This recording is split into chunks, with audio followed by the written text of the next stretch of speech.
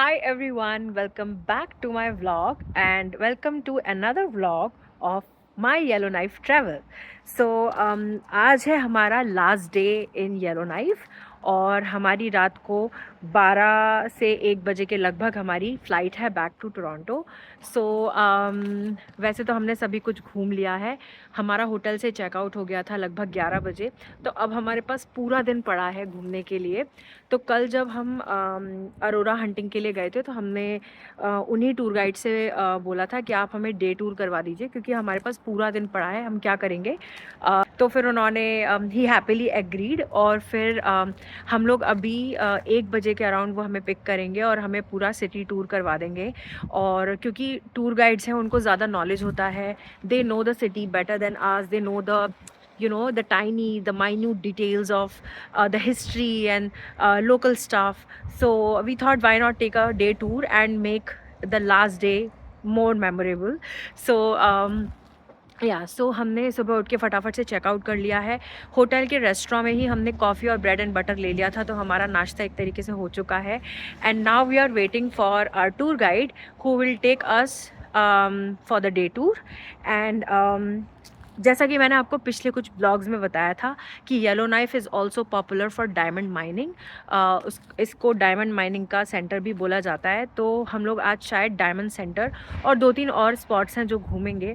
और रात को लगभग 8-9 बजे के आसपास हम लोग फ्री हो जाएंगे and then we will be at the airport. हम वहीं पर वेट करेंगे, अपनी फ़्लाइट कैच करेंगे and then back to the base, back to where we belong to now. So दिन काफ़ी अच्छा है आज का और धूप है, सर्दी बहुत ज़्यादा नहीं लग रही है. मे बी मेरी विंटर टॉलरेंस ज़्यादा हो चुकी है. बट अभी फ़िलहाल सर्दी इतनी लग नहीं रही है. टेम्परेचर माइनस में ही है और आप मेरे पीछे देख सकते हैं कैसे स्नो अभी भी पड़ी हुई है. लेकिन मौसम बहुत अच्छा है आज का और आज अच्छी वाइब्स भी आ रही हैं. धूप है, सर्दी है, लेकिन बहुत पॉजिटिव वाइब्स आ रही हैं. तो आज का दिन बहुत खूबसूरत है. तो या दैट्स इट. और as this trip is coming to an end मुझे थोड़ा सा बुरा लग रहा है क्योंकि वापस जाके वापस से काम करना है, वापस से एक नॉर्मल स्केड्यूल में आ जाना है. And just like any other human being, I also feel a little sad whenever a trip comes to an end. And what's even more painful is कि हमारी जो फ़्लाइट है येलोनाइफ से टोरंटो की, वो कल सुबह 7 बजे लैंड होगी. मतलब पूरी ओवरनाइट जर्नी है, रात को 1 बजे से लेके और सुबह 6 बजे तक. तो हम लोग फ़्लाइट में वैसे भी ज़्यादा सो नहीं पाएंगे और सुबह 7-7:30 के अराउंड लैंडिंग है. और टोरंटो में लैंड करते ही मैं घर पहुंचूंगी और घर पहुंचते ही मुझे जाना है अपनी एक डांस शूट रिहर्सल के लिए. और मुझे उसके लिए लगभग 1 से 2 बजे के बीच में निकलना पड़ेगा. तो रेस्ट का कोई भी दिख नहीं रहा है, रेस्ट की कोई अपॉर्चुनिटी दिख नहीं रही है. बट अच्छी चीज़ ये है कि 6 अप्रैल मेरी छुट्टी है because 6 April is Easter Monday. तो उसकी छुट्टी है, तो अच्छी चीज़ ये है कि मुझे 6 अप्रैल को एक रेस्ट मिल जाएगा. सो या That's it. सो गाइज़, हमारा डे टूर शुरू हो चुका है और ये है हमारा फर्स्ट स्टॉप. हम लोग फ़िलहाल हैं legislative assembly of the north west territories. और अब हम अंदर जाएंगे और कुछ अच्छी अच्छी चीज़ें हमें पता चलेंगी. और ये है व्यू आज का. और the guy in the blue shirt is our tour guide. और हमें अभी भी पता चला है कि ये जो टूर गाइड हैं वो काफ़ी एक्सपीरियंस टूर गाइड हैं येलोनाइफ के. और उन्होंने हमें बताया कि वो काफ़ी बड़े बड़े सेलिब्रिटीज़, अमेरिकन और कैनेडियन सुपरस्टार्स के साथ भी उनको भी उन्होंने येलोनाइफ का टूर कराया हुआ है. In fact he also gave a tour to the former PM of Canada, Justin Trudeau. So वो politicians के लिए भी tour वगैरह करवाते हैं. So he just told us that he is a very experienced tour guide. And there was a time जब उन्होंने ये काम छोड़ दिया था. He was just sharing his life and story. And there was a time when he actually stopped doing all of this work. But then यहाँ का जो tourism department है उन्होंने इनको वापस से reach out किया and now he is doing this work again. So yeah, ये अपने खुद के private tours भी करते हैं where he takes smaller group of people to different spots in Yellowknife. But yeah.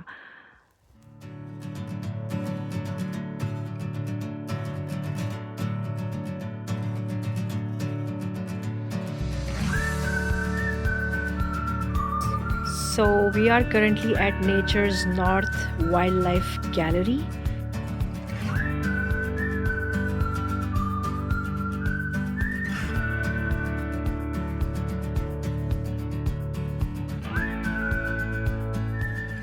So जो भी यहाँ पर है, it's like it's almost real. So they show you what the real version would look like. Yeah.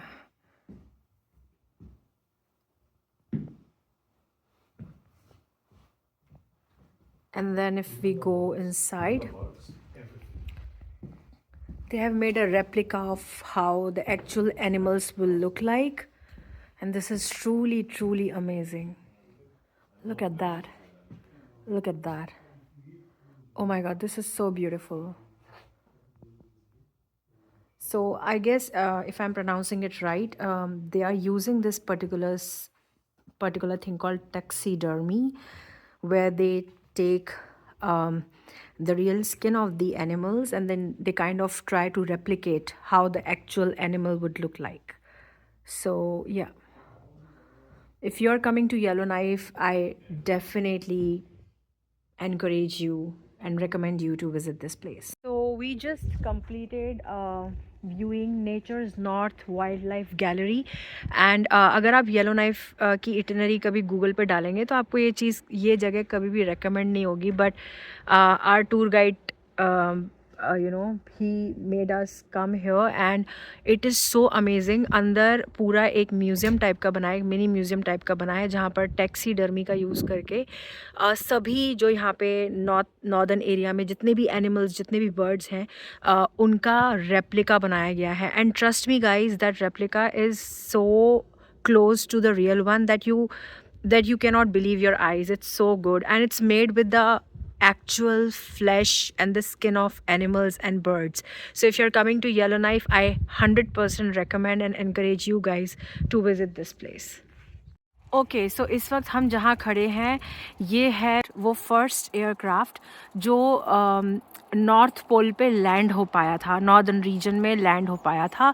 ये एक British aircraft है और पहले जब ये नॉर्दर्न रीजन अनएक्सप्लोर्ड था तो एयरक्राफ्ट्स को यहाँ आने में बहुत दिक्कत होती थी. बहुत सारे क्रैशेस हुए हैं, बहुत सारे पायलट्स और इंजीनियर्स की जानें गई हैं, लेकिन ये फर्स्ट ऐसा एयरक्राफ्ट है जो सक्सेसफुली नॉर्थ पोल पे लैंड हो पाया.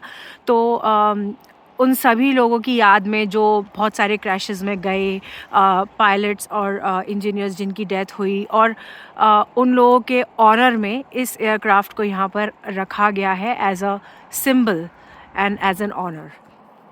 और पहले कुछ साल पहले तक ये एयरक्राफ्ट एकदम नीचे रखा हुआ था, लेकिन अब इसे थोड़ा सा एलिवेट करके ऊपर की तरफ कर दिया गया है ताकि ये थोड़ा सा प्रिजर्व रहे. और हाँ, ये एक ब्रिटिश एयरक्राफ्ट है और ये बिल्कुल आपको एयरपोर्ट के मेरे ख्याल से पास ही है ये स्पॉट. तो अगर आप कभी येलोनाइफ आएंगे तो आप इस स्पॉट को ज़रूर देख सकते हैं.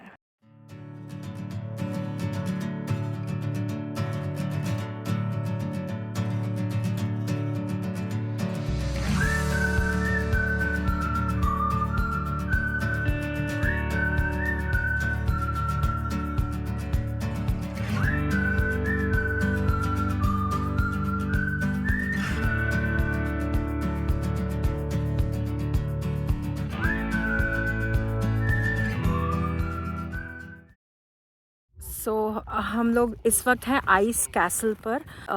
येलोनाइफ में ये पूरे जो स्कल्पचर्स हैं इस वक्त ये सब आइस से बने हुए हैं, all of these beautiful sculptures. And ये आइस कैसल जो है वो 1 मार्च को शुरू होता है और 31 मार्च को ये ओवर हो जाता है. तो currently it is closed, but हम अंदर आकर इसको देख पा रहे हैं, लेकिन बहुत अंदर नहीं जा पा रहे.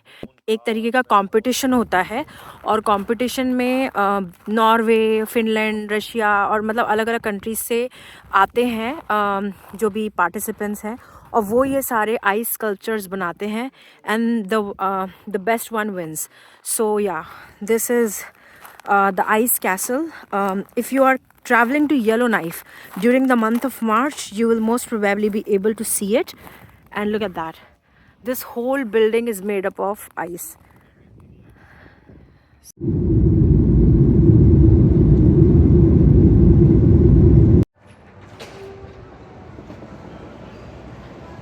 So we have landed back in Toronto. हमारी येलो नाइफ की जो जर्नी है वो एंड हो चुकी है.